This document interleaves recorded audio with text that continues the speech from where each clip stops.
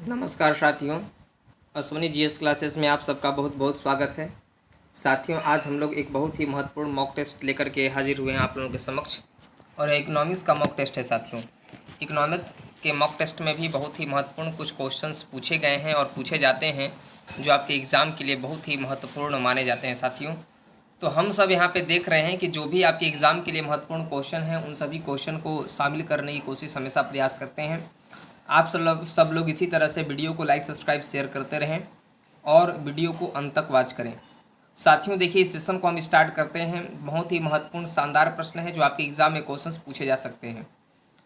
तो साथियों, आप यहाँ पर देख रहे हैं कि पहला क्वेश्चन स्क्रीन पे आपको दिखाई पड़ रहा है कि पहला क्वेश्चन क्या कहता है साथियों। पहला क्वेश्चन क्या कहता है कि ब्रिटिश भारत में पहली जनगणना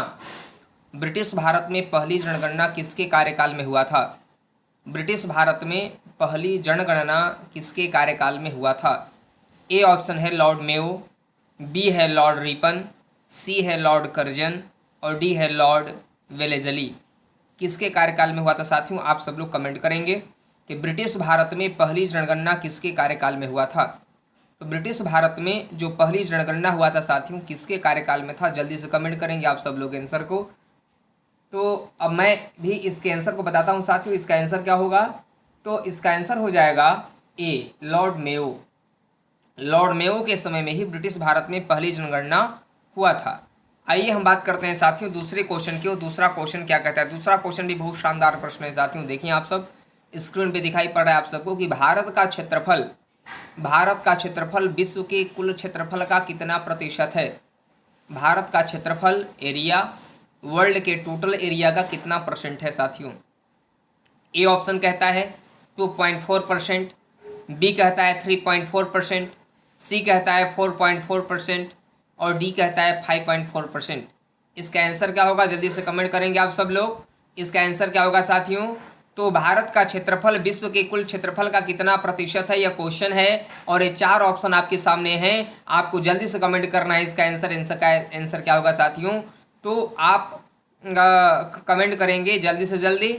इसका आंसर क्या हो जाएगा साथियों, तो इसका भी आंसर साथियों हो जाएगा ए हो जाएगा 2.4%। भारत का क्षेत्रफल विश्व के कुल क्षेत्रफल का कितना प्रतिशत है, तो 2.4% है साथियों। कितना है, 2.4% है। ये आप इस आंसर को देंगे।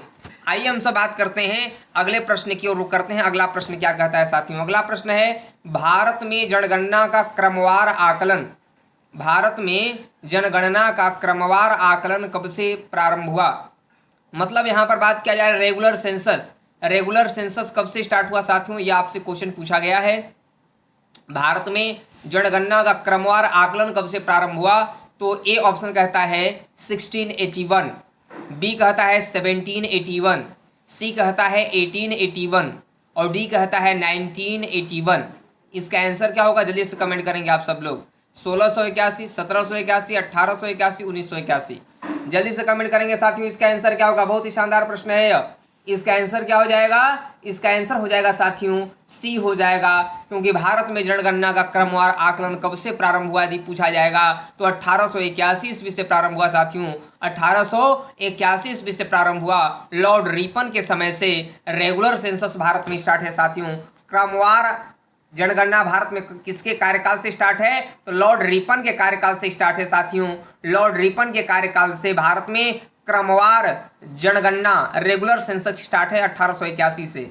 समझ गए। और यदि पहली बार पूछा जाएगा तो लॉर्ड मेयो के समय में ब्रिटिश भारत में पहली जनगणना 1872 ईस्वी में हुआ था साथियों। कब हुआ था, 1872 ईस्वी में हुआ था साथियों। आइए हम सब बात करते हैं चौथे प्रश्न की ओर करते हैं। चौथा प्रश्न क्या कहता है साथियों, चौथा प्रश्न भी बहुत ही महत्वपूर्ण है आपके हिसाब से। देखिए आपके एग्जाम के लिए बहुत ही महत्वपूर्ण है। इस क्वेश्चन का आंसर आप लोग जल्द से जल्द देंगे साथियों। देखिए क्या कहता है कि भारत की कुल आबादी में से कितना प्रतिशत आबादी यूपी में रहती है। इंडिया का टोटल पॉपुलेशन में से कितना पॉपुलेशन जो आबादी है वह यूपी में निवास करती है साथियों। तो ए ऑप्शन क्या हो जाएगा, ए कहता है 15.40%, 15.40%, बी है 16.49%, सी है 17.50%, डी है 18.30%। ये चार ऑप्शन आपके सामने हैं, जल्दी से कमेंट करना है आप सबको। इसका आंसर क्या होगा, भारत की कुल आबादी में से कितना प्रतिशत आबादी यूपी में रहती है साथियों। ये आपको टिक करना है। क्वेश्चन बहुत ही शानदार प्रश्न है, कई बार क्वेश्चन आपके एग्जाम में आ भी चुका है। तो जल्दी से कमेंट करेंगे आप सब लोग, इसका आंसर क्या होगा। भारत की कुल आबादी में से कितना प्रतिशत आबादी यूपी में निवास करता है, यूपी में रहता है साथियों, ये आपको कमेंट करना है। क्वेश्चन आपका यही है।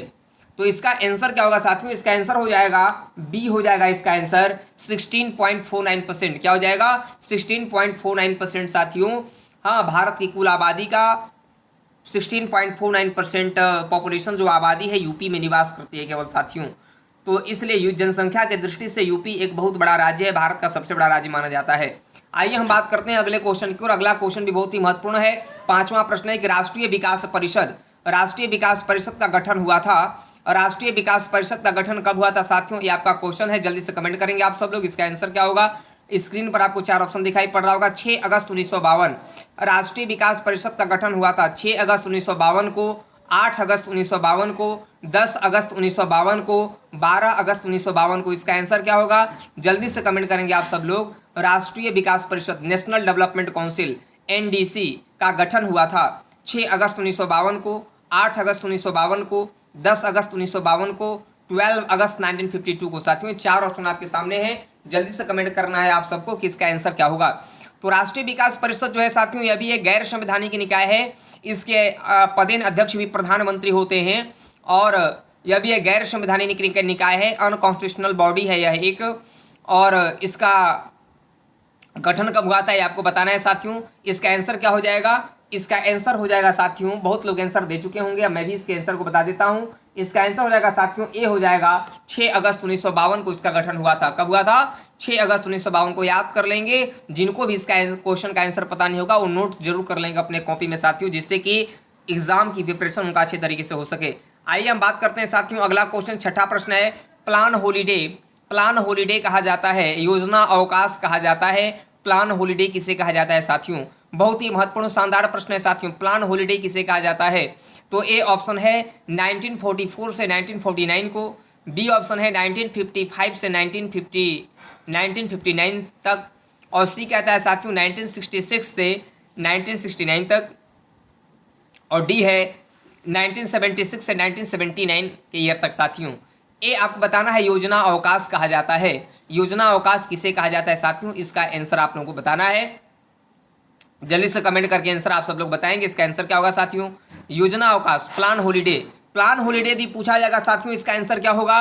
तो बहुत लोग इसके आंसर को दे चुके होंगे, मैं इसके आंसर को बताता हूँ। इसका आंसर हो जाएगा साथियों सी, इसका आंसर हो जाएगा 1966 से लेकर के 1969 तक साथियों। 1966 से लेकर 1969 तक का जो ईयर था 3 साल का, ये आपका योजना अवकाश प्लान हॉलीडे कहा जाता है साथियों। दरअसल इस समय क्या था कि प्लान हॉलीडे मतलब जो योजना का जो उद्देश्य था साथियों, योजना का जो उद्देश्य था, उस योजना के उद्देश्यों को पूरा नहीं किया जा चुका था, क्योंकि जब भारत चाइना के साथ 1962 में वार स्टार्ट हो गया था, और 1965 में भी भारत पाकिस्तान के साथ युद्ध प्रारंभ हो गया था, जिसके चलते इस पंचवर्षीय योजना का जो उद्देश्य था वह पूरा नहीं किया जा चुका था साथियों। इसीलिए इस अवधि को योजना अवकाश कहा जाता है साथियों। क्या बोलते हैं, योजना अवकाश कहा जाता है, क्योंकि इतने बीच के लिए 3 एक वर्षीय प्लान चलाए गए थे, इसीलिए इसको कहा जाता है साथियों योजना अवकाश। आइए हम बात करते हैं अगले क्वेश्चन की ओर रुख करते हैं। 7वां प्रश्न क्या कहता है साथियों। 7वां प्रश्न भी बहुत ही महत्वपूर्ण है, बहुत शानदार प्रश्न है। देखिए, ये थोड़ा सा हम लोग इकोनॉमी के बैंकिंग एरिया में एंट्री करते हैं। यह क्वेश्चन 7वां प्रश्न है। मात्रात्मक क्वांटिटेटिव साख नियंत्रण मात्रात्मक साख नियंत्रण में कौन शामिल नहीं है। जो क्वांटिटेटिव क्रेडिट कंट्रोल में, आरबीआई के क्वांटिटेटिव क्रेडिट कंट्रोल में कौन इंक्लूड नहीं है, यह क्वेश्चन है साथियों, है ना। तो ए बैंक दर, bank rate, B CRR cash reserve ratio, C SLR statutory liquidity ratio सांविधिक तरलता अनुपात, और डी है साथियों नैतिक दबाव। तो मात्रात्मक साख नियंत्रण में आप एक बात को याद रखेंगे कि 2 क्वेश्चन पूछे जाते हैं कि साख नियंत्रण और साख का निर्माण। साख का निर्माण कौन करता है, क्रेडिट क्रिएशन कौन करता है। तो क्रेडिट क्रिएशन साथियों जो करता है वह आपका आरबीआई करता है, सॉरी कॉमर्शियल बैंक करते हैं। क्रेडिट क्रिएशन कौन करते हैं, कॉमर्शियल बैंक क्रेडिट क्रिएशन करते हैं, साख का निर्माण करते हैं। और साख पर नियंत्रण है ना, क्रेडिट कंट्रोल कौन करता है, तो क्रेडिट कंट्रोल करने का काम साथियों वह आरबीआई का होता है। दरअसल यहाँ पर बात यह होती है कि जब बैंक लोग क्या करते हैं, कॉमर्शियल बैंक जो है जब पैसे को ज़्यादा डिस्ट्रीब्यूट कर देते हैं लोन के रूप में, लोगों में डिस्ट्रीब्यूट कर देते हैं, बांट देते हैं अपने ब्याज दर को कम करके, तो लोगों के पास मुद्राएं ज़्यादा हो जाती हैं, लोग मांग ज़्यादा करने लगते हैं, जिससे कि वस्तुएं महंगी हो जाती हैं और बाजार में अव्यवस्थाएं उत्पन्न हो जाती हैं। साथियों, जब बाजार में जब बैंक लोन ज़्यादा डिस्ट्रीब्यूट कर देते हैं तो उस समय मुद्रा की वैल्यू, साथियों मुद्रा की वैल्यू कम हो जाती है, लेकिन जो वस्तु का वैल्यू होता है, वस्तु का वैल्यू बढ़ जाता है। साथियों, तो इस तरीके से इस समस्याओं से निपटने के लिए आरबीआई क्या करता है, अपनी मॉनेटरी पॉलिसी अपनाता है, और मॉनेटरी पॉलिसी, मौद्रिक नीति के माध्यम से आरबीआई क्या करता है, आरबीआई साख पर नियंत्रण करने का काम करता है, और जो रेट, जो कम ब्याज दर पर लोन लोगों को डिस्ट्रीब्यूट करते थे कॉमर्शियल बैंक, आरबीआई उसको ज़्यादा करवा देता है, जिससे कि कॉमर्शियल बैंक ज़्यादा लोन नहीं बांटने पाते। कॉमर्शियल बैंक का जो लोन एक्टिविटी होता है उसका इंटरेस्ट रेट जो होता है वो हाई हो जाता है, क्योंकि आरबीआई से ही कॉमर्शियल बैंक को यदि हाई इंटरेस्ट रेट पर लोन यदि मिलेगा तो कमर्शियल बैंक भी हाई इंटरेस्ट रेट पर ही लोन डिस्ट्रीब्यूट करेंगे। इसलिए आरबीआई बढ़ा देता है ना बैंक रेट को, bank rate, reverse repo rate, CRR, SLR के माध्यम से। ये सब क्रेडिट कंट्रोल करने के माध्यम है, लेकिन मात्रात्मक साख नियंत्रण के उपाय माने जाते हैं। तो ए ऑप्शन है बैंक दर, बी सीआरआर, सी एसएलआर, डी नैतिक दबाव। साथियों, इसको थोड़ा सा डिस्क्रिप्टिव करके मैंने बताया क्योंकि इसको समझना बहुत जरूरी था। तो आपका क्वेश्चन है कि मात्रात्मक साख नियंत्रण में कौन शामिल नहीं है साथियों, तो इसका आंसर क्या हो जाएगा, नैतिक दबाव। नैतिक दबाव साथियों यहाँ पर नहीं होगा, इसलिए डी आंसर हो जाएगा, क्योंकि मात्रात्मक साख नियंत्रण जब पूछा जाएगा आपसे कि मात्रात्मक साख नियंत्रण में कौन शामिल होता है, तो मात्रात्मक साख नियंत्रण जब भी आपसे पूछा जाएगा तो आपको बताना होगा कि बैंक दर, सीआरआर, एसएलआर, बैंक दर, सीआरआर, एसएलआर, खुले बाजार की क्रियाएं, है ना, नगद आरक्षी अनुपात, वैधानिक तरलता अनुपात जो आपका सीआरआर से एसएलआर है, सीमांत स्थायी सुविधा, ये सब जो होते हैं साथियों मात्रात्मक साख नियंत्रण के उपाय होते हैं। क्या होते हैं, मात्रात्मक साख नियंत्रण के उपाय होते हैं। तो इन सबको समझना जरूरी है, इसलिए नैतिक दबाव मात्रात्मक साख नियंत्रण नहीं है, इसलिए यहां पर यह आंसर हो जाएगा साथियों। आइए हम बात करते हैं अगले क्वेश्चन की, और 8वां प्रश्न क्या कहता है। 8वां प्रश्न कहता है साथियों कि आरबीआई का राष्ट्रीयकरण कब किया गया। आरबीआई का राष्ट्रीयकरण कब किया गया साथियों, नेशनलाइजेशन आरबीआई का कब किया गया था। तो ए ऑप्शन है 1 जनवरी 1949 को, बी है 1 जनवरी 1950 को, सी है 1 जनवरी 1951 को, डी है 1 जनवरी 1952 को। इसका आंसर क्या होगा साथियों, जल्दी से कमेंट करेंगे आप सब लोग कि आरबीआई का राष्ट्रीयकरण कब किया गया था। तो आरबीआई का राष्ट्रीयकरण यदि पूछा जाएगा, बहुत ही शानदार प्रश्न है, जल्दी से कमेंट करेंगे आप सब लोग, आरबीआई का राष्ट्रीयकरण कब किया गया था। तो आरबीआई का राष्ट्रीयकरण जब पूछेगा साथियों तो इसका आंसर क्या हो जाएगा, ए इसका आंसर हो जाएगा साथियों। क्या हो जाएगा, ए इसका आंसर हो जाएगा कि आरबीआई का राष्ट्रीयकरण 1 जनवरी 1949 को हुआ था साथियों। कब हुआ था, 1 जनवरी 1 जनवरी 1949 को आरबीआई का नेशनलाइजेशन हुआ था। आइए हम बात करते हैं 9वें प्रश्न की, और 9वां प्रश्न क्या कहता है। 9वां प्रश्न देखिए बहुत ही महत्वपूर्ण है, बहुत ही शानदार, बहुत ही उम्दा प्रश्न है साथियों। 9वां प्रश्न क्या कहता है, ध्यान से समझेंगे कि आरबीआई का लेखा वर्ष क्या है। आरबीआई का जो अकाउंटिंग ईयर होता है साथियों वह क्या है। तो ए कहता है कि 1 जुलाई से 28 जून तक, बी कहता है 1 जुलाई से 30 जून तक, सी कहता है 4 जुलाई से 4 जून तक, और डी कहता है इनमें से कोई नहीं साथियों। इसका आंसर क्या होगा, जल्दी से कमेंट करेंगे आप लोग, बहुत शानदार प्रश्न है, जल्दी से कमेंट करेंगे साथियों। इसका आंसर क्या होगा, आरबीआई का लेखा वर्ष यदि पूछा जाएगा आपसे कि आरबीआई का लेखा वर्ष क्या है, आरबीआई का लेखा वर्ष क्या है साथियों, तो इसका आंसर क्या हो जाएगा, बी इसका आंसर हो जाएगा 1 जुलाई से 30 जून तक। 1 जुलाई से 30 जून तक आरबीआई का लेखा वर्ष कहा जाता है साथियों। क्या बोलते हैं, आरबीआई का लेखा वर्ष कहा जाता है। अब देखिए अगला क्वेश्चन क्या कहता है। अगला क्वेश्चन कहता है साथियों आरबीआई का गुणात्मक साख नियंत्रण में कौन शामिल नहीं है।